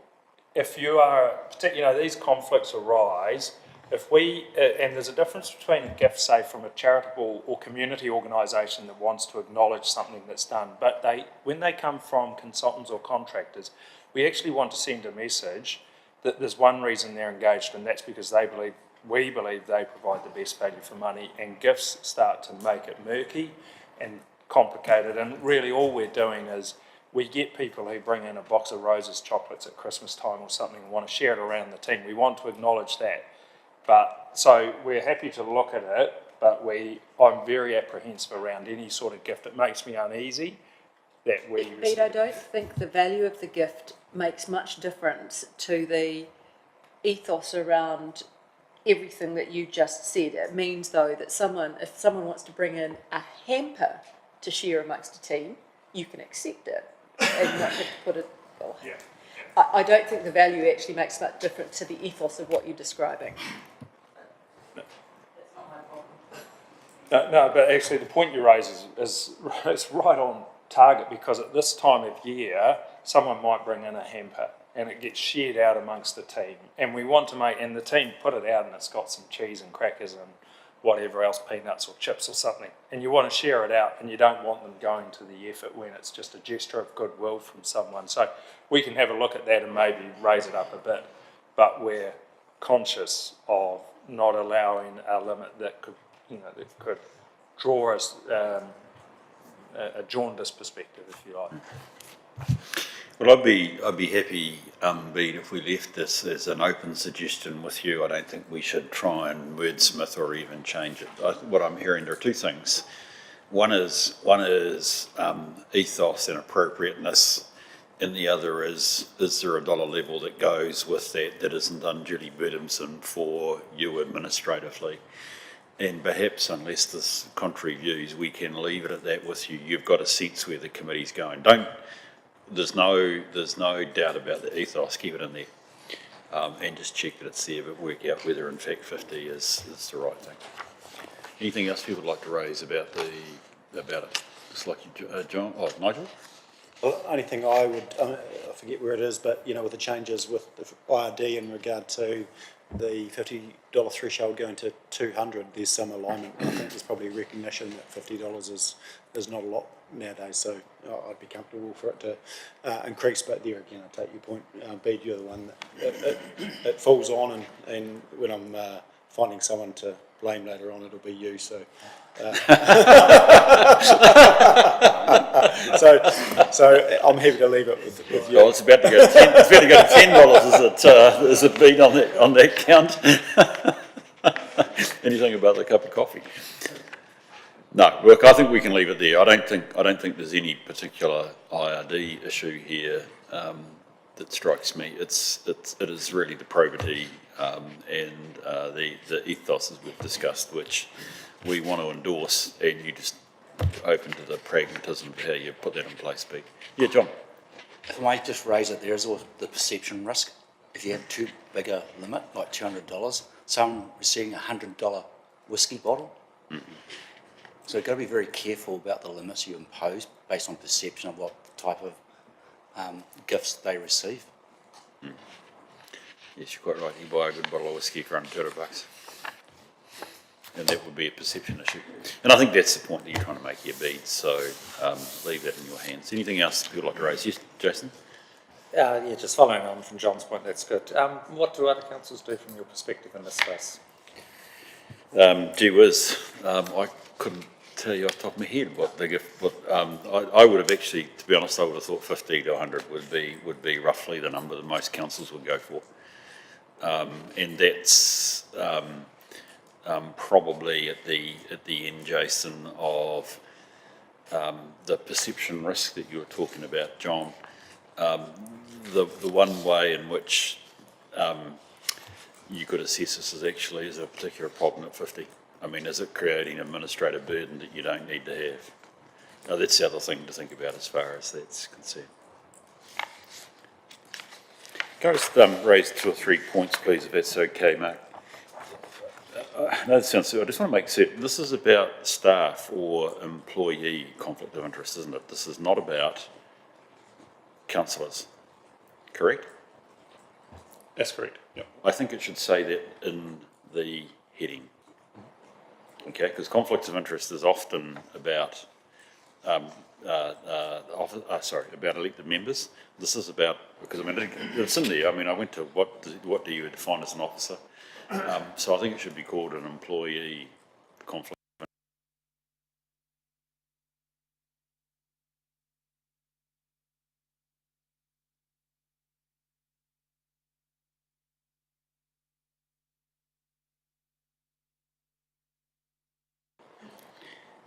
One of the points here that I just wanted to note, and I would just want to be careful on, was I think somewhere I gained the impression there was a suggestion that elected members, this is why I wanted to ask this question, don't need a management plan. Well, often they do, actually.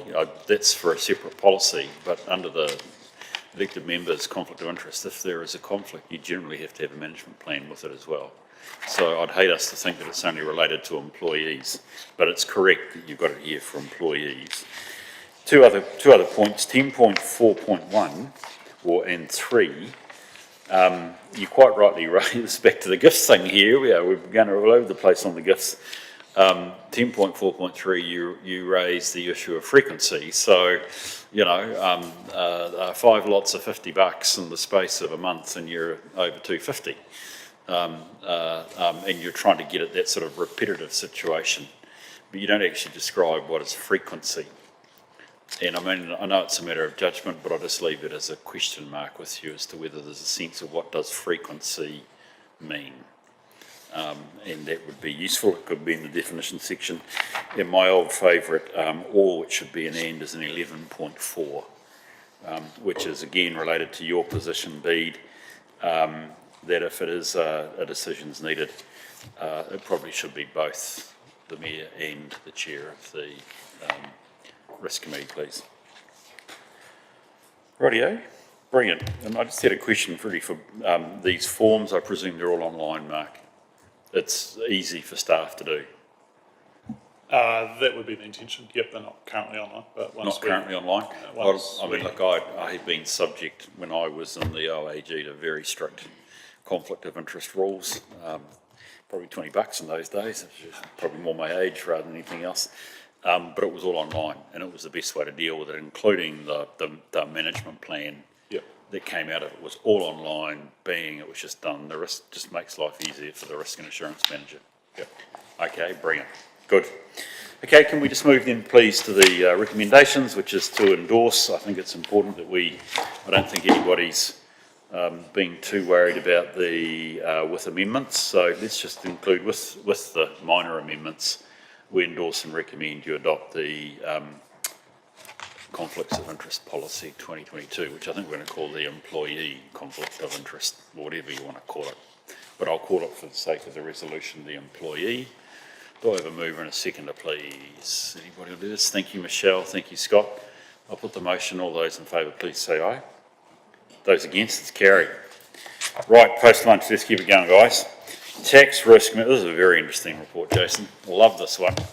I knew somebody would love this one. This is, You just couldn't pick who it was. I knew it would be Bruce. Well, but, no, there might be a few more interested in this one, mate, so keep it going. And look, I was going to reiterate what Bruce was going to say. This is a really important report, actually, and there's some quite meaty stuff in there as well for the committee to, I guess, get their head around and to understand. And this is our once yearly report back, according to our audit and risk work programme. So, yeah, it's a lot of stuff, and I'm going to get Azura to walk through it because I think there's some important stuff to cover. Thank you. Thank you, Jason. So obviously this has got a number of elements to it, so I'll just walk through the report and then we can take questions as we go. So at a high level, just to say that for the year ended 30th of June, all taxes risks has been mentioned in this report, and all have been paid within the timeframes, and penalties and interests that have resulted were as a result of IRD putting them in and then reversing them. So we'll talk through a little bit about that as we work through it, and also just to confirm that PwC are our tax agent, and they've been advising us throughout this process. So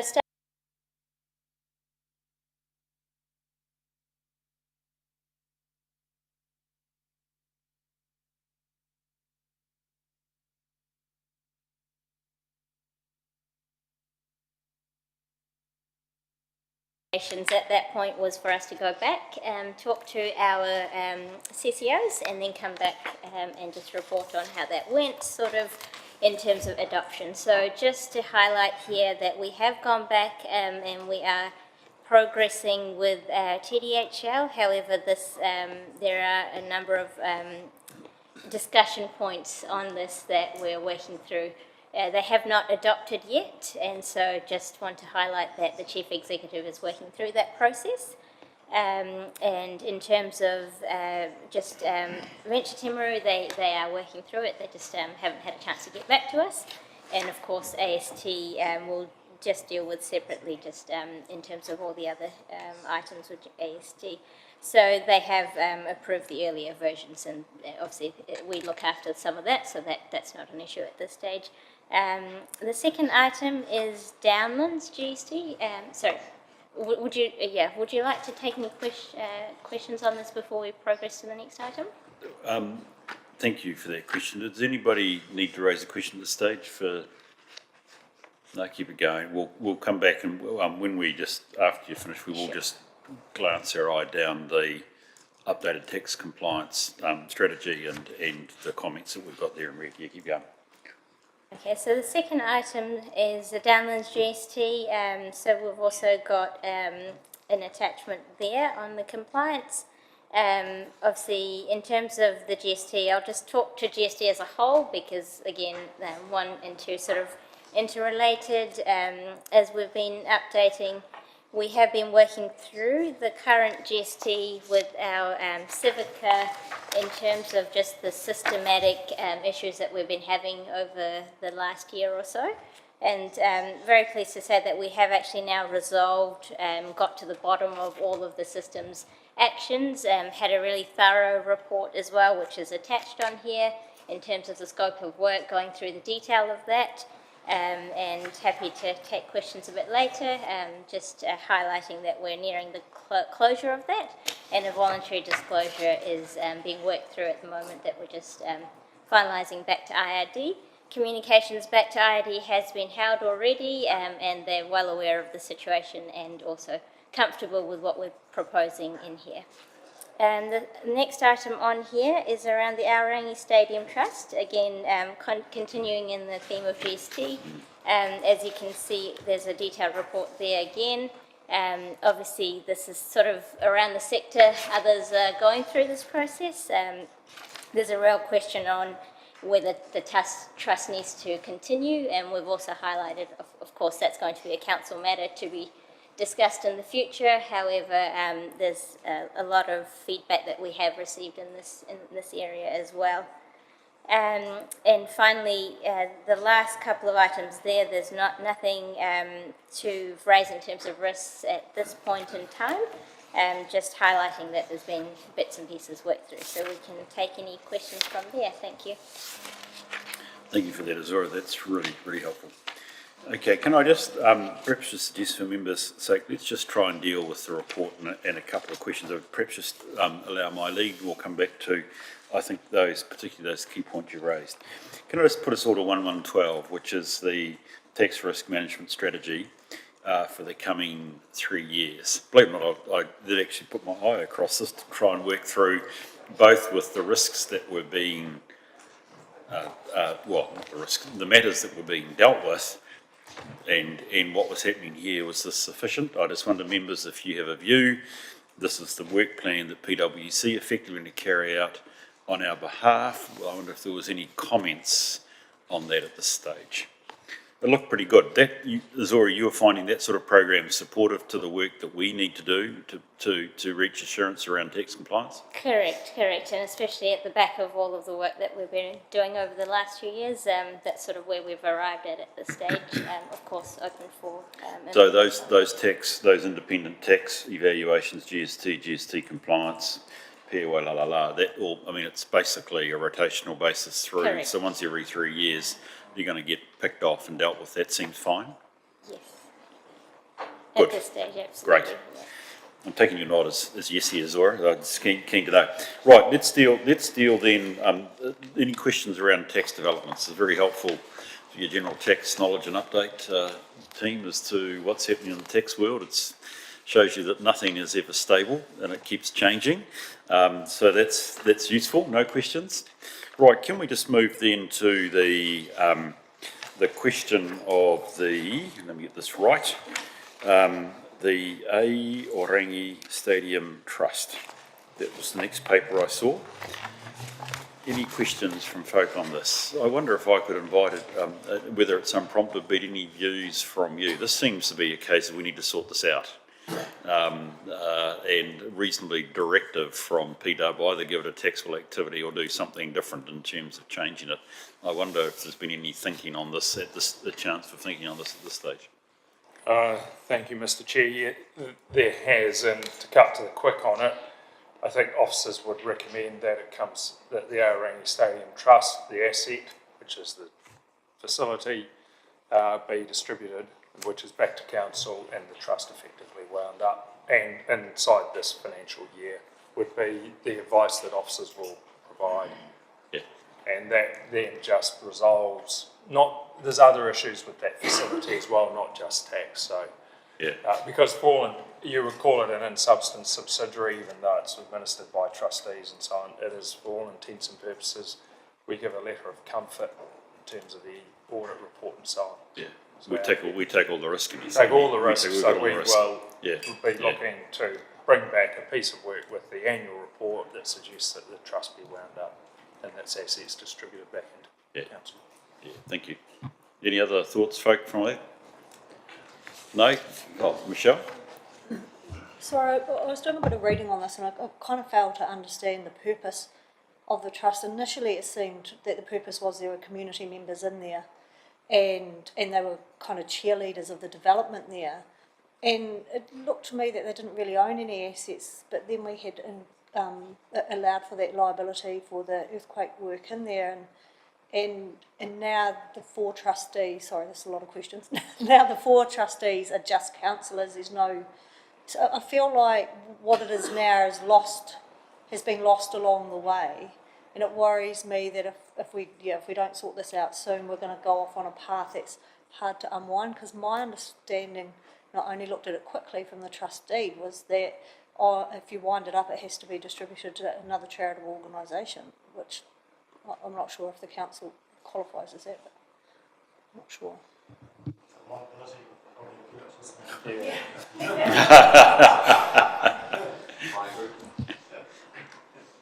Yeah, look, through you, Mr. Chair, there's some really good questions embedded in that.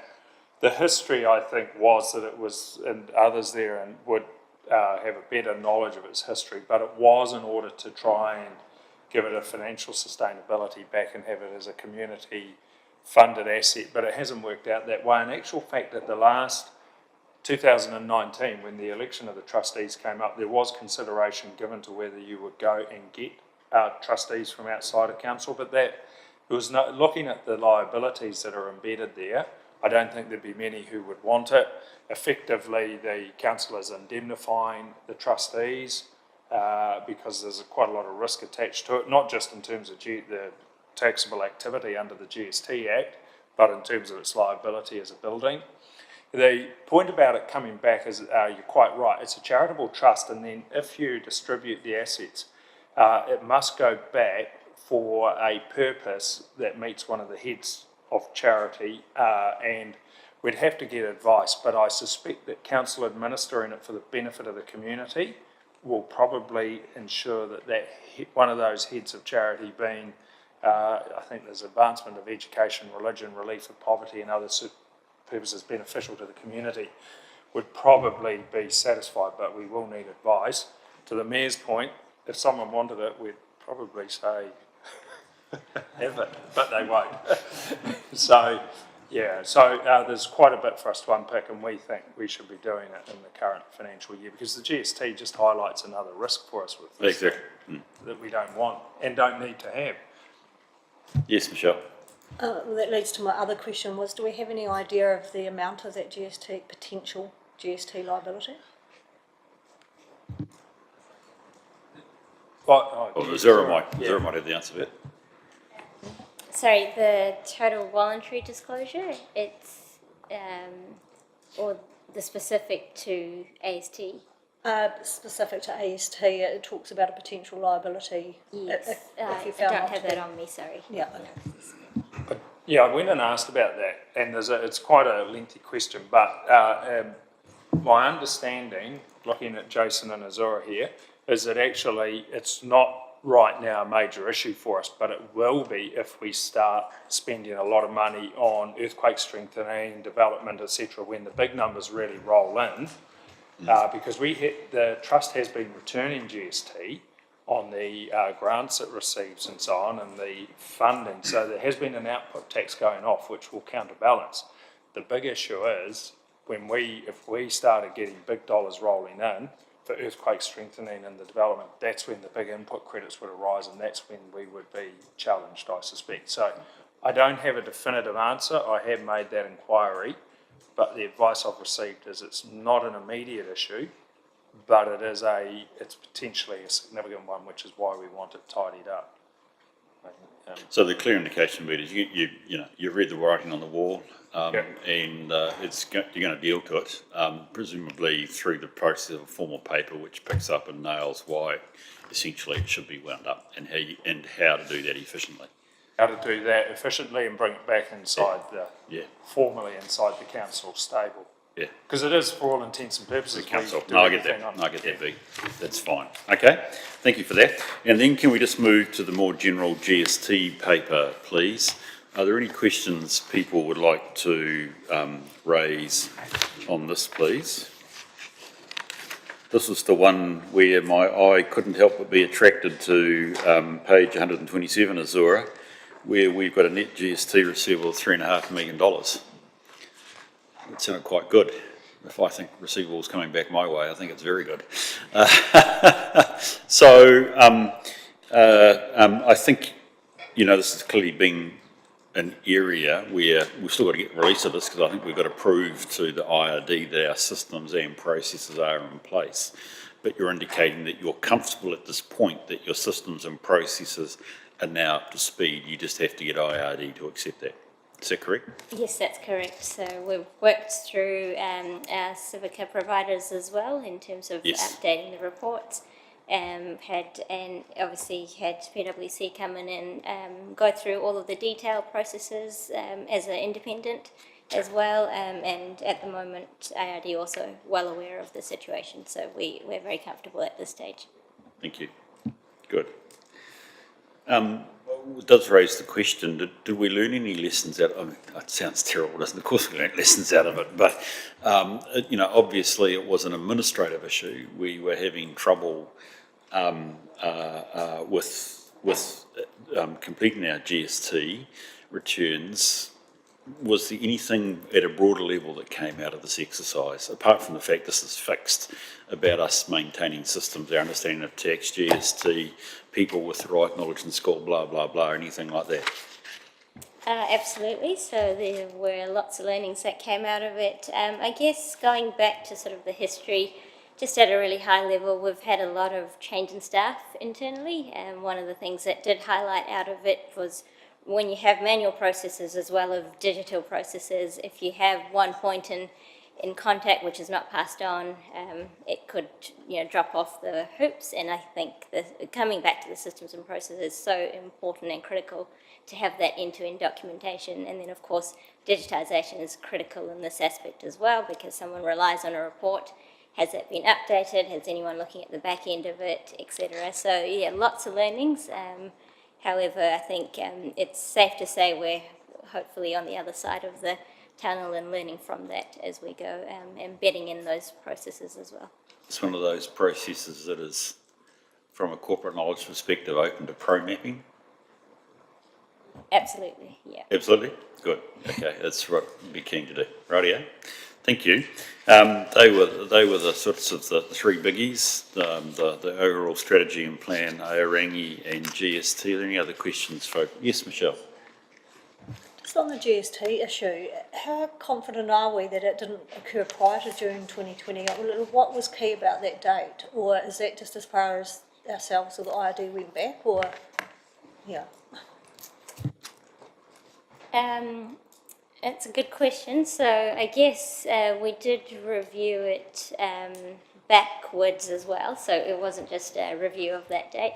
A number of things did internally happen around staffing and et cetera, and so it was sort of the highlight at that point in time. And we also went back to, so just for context in terms of Civica, we went back to the consultant that installed Civica 10 years ago, who was the constant. So that's the level sort of we went to understand that a bit more.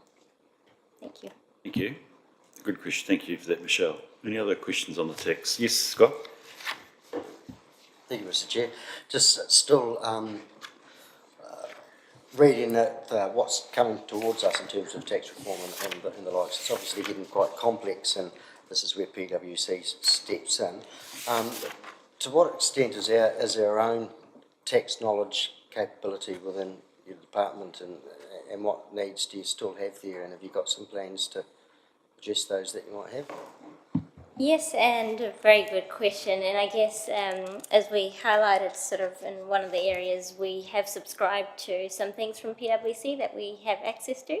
So internally we have that access as as part of the day-to-day queries that we can access, there's also consultants that are available to our staff.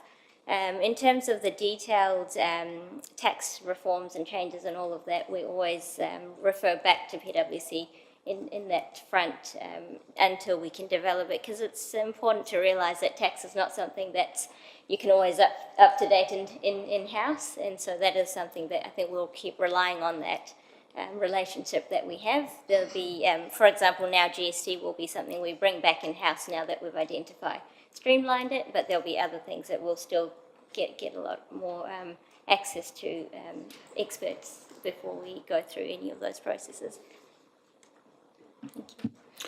SB? Just to that point also, so what PwC do have a tax partner and a team who have quite extensive knowledge of local government, and so we do rely, while officers will have a functional working knowledge, for instance, about what constitutes a taxable supply, we do rely on PwC to look at, say, amendments to the GST Act to tell us whether any of that will have an impact into the work we do.